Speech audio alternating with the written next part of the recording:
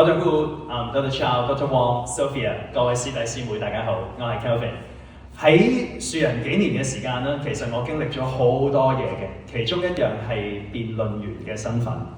我代表學校參加咗4年大專辯論比賽，我真係 Year 1參加到 Year 4先至走，所以咧訓練咗我啦。每一次要做一個分享嘅時候，我都好中意睇標題。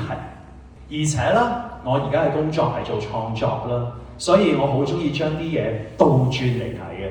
頭先我聽到啲同學仔講，今年佢哋定咗一個主題叫做 We Embrace。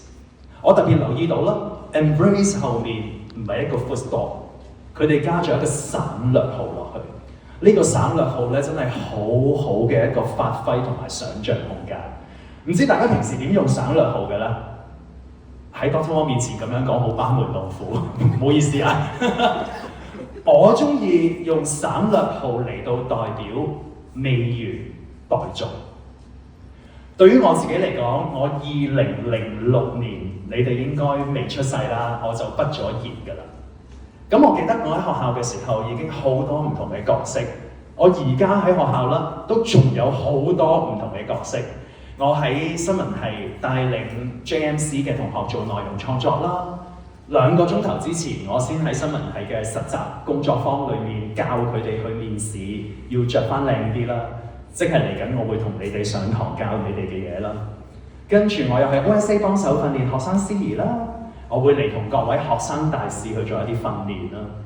對我嚟講，2006年嘅畢業咧係未完，有待續嘅一件事。而呢一樣嘢其實係同各位同學咧有一種緣分喎。但係緣分呢樣嘢好奇怪嘅。我知道今年我哋有好多內地同學都有參與學生大使計劃，所以我講得盡量慢啲，等大家聽得清楚啲。廣東話有句説話，記住佢：一次生，兩次熟，3次大結局。理論上啦，你見一個人見到3次，已經係好深刻嘅緣分嚟㗎啦。但係好幸運，就係今日坐喺度第3屆嘅學生大使，我第4次見到你哋啦，而且仲隔咗成年添。因為隔咗咁耐嘅關係，我睇到你哋嘅努力啦，睇到你哋嘅成長啦。你睇你哋今日個個坐喺度幾咁 decent， 幾咁乖，佢哋冇一個人膊頭挨落張凳嘅。因為上堂我係教咧，膊頭要挺直，坐喺度做 reception 都要靚，所以佢哋係學得好好。而我想講，有啲緣分會讓我見到你第5次喎。上年我喺一間物業管理公司做演說技巧培訓，一開門見到一個好熟悉嘅面孔，係我哋第2屆學生大使，佢讀人力資源管理嘅。所以喺呢一間公司裏面，佢做實習生。呢間公司嘅客戶同我講：你呢個學生好好喎，佢好有禮貌，做嘢好有條理。哇！作為師兄，作為有份教過你哋幾堂嘅一個學長，我好開心，因為呢個就正正係嗰個省略號。2006年，我嘅任務未完嘅。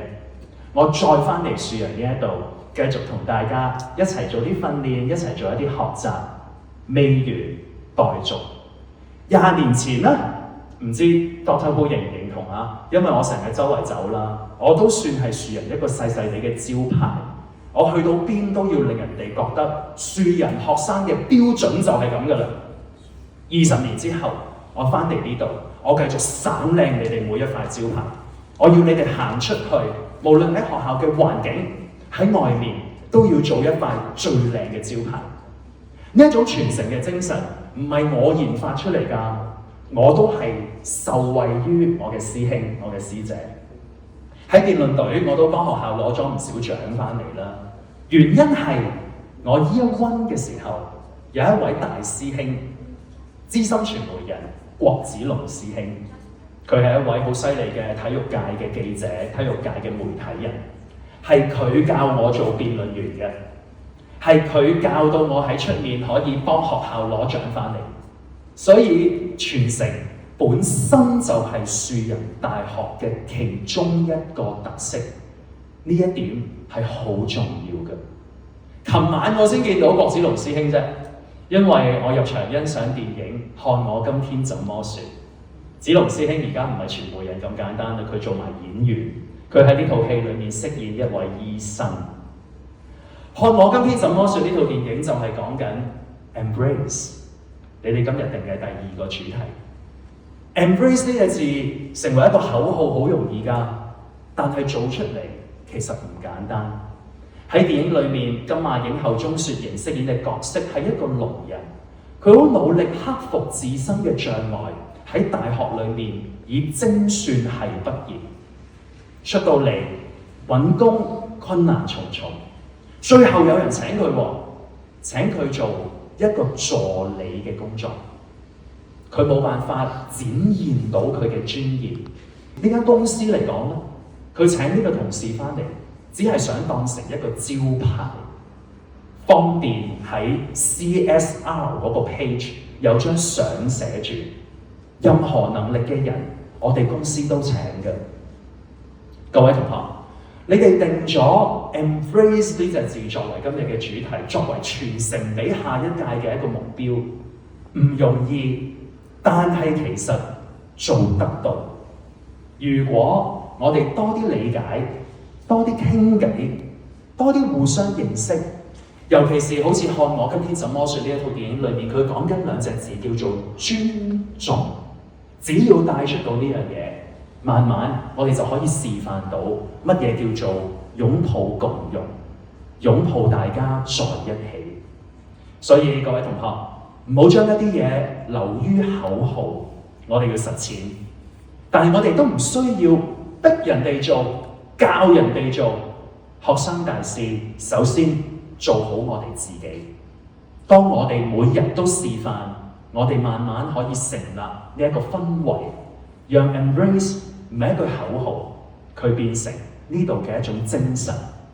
一間大學自不然就係會有本地學生，有嚟自世界各地嘅學生。我哋如何在一起，如何一家人呢？呢個對大家嚟講好重要。所以各位同學努力，讓我同你哋一齊努力。咁各位前輩就睇下咯嚇，我哋今天怎麼做？最後我想講，今次你哋定嘅題目用咗我們 we， 又係好正。終於翻嚟我嘅專業啦嚇，即係頭先我喺 Dr. Chan 面前講 embrace 我都腳震啦，講真，我都唔係好夠膽。講翻傳播啦，真係我嘅嘢啦嚇。傳播嘅世界係點咧？近呢10幾年嘅時間，慢慢從我哋變咗我，所以出現自媒體。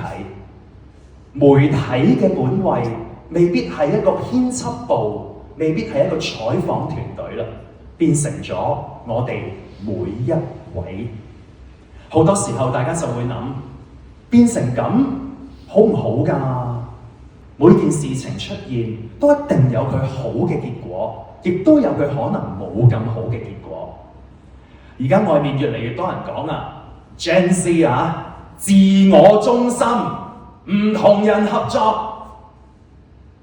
作為一個距離 Gen Z 唔係好遠嘅 Gen Millennium 咧，我想講，我都幾欣賞你哋嘅自我㗎。自我其實係幾好㗎，自我先可以一個人原來都可以盡興。自我林家謙可以一個人曲詞彈唱完成晒。自我其實都幾好，但係淨係自我又唔足夠喎。如果有團隊，如果有 we， 有破地獄一套咁樣嘅電影，林家謙先可以憑佢嘅創作繼續普度眾生。所以各位同學，師兄喺個人嘅角度，好想鼓勵你哋活好 Gen Z 呢一個世代，好好保護你嘅自我。你嘅舒適圈好珍貴㗎，我哋諗下點樣擴大呢一個舒適圈。你唔需要放低自己，但係你可以將其他人納入喺自己嘅舒適圈當中。所以今次我見到原來你哋上一年就去啲小朋友嘅地方，同佢哋做義工活動。嚟緊就要去一啲哥哥姐姐身邊，為佢哋提供活動。請你放大自己，放開自己。請你記住，第3屆嘅學生大使留低咗一隻字俾你哋，嗰隻字係 We。擺塊鏡喺個 We 字上面啦，佢就係 Me。兩者都咁重要，我同我們，佢哋係可以一定存在。各位同學，嚟緊我將會有幾個課堂同你哋分享點樣為之個人專業形象，點樣去做待人接物，點樣去做演說，點樣去應變。我好期待喺呢個過程裏面，你哋唔好嚟上我堂，讓我有一個機會可以同你哋一齊去摸索。讓我哋一齊去摸索，究竟樹仁大學學生大使應該係一個點樣嘅模樣？而過咗呢1年之後，你哋都可以好自豪咁樣向其他人分享。你過嚟睇下，看我們今天怎麼說。多謝各位。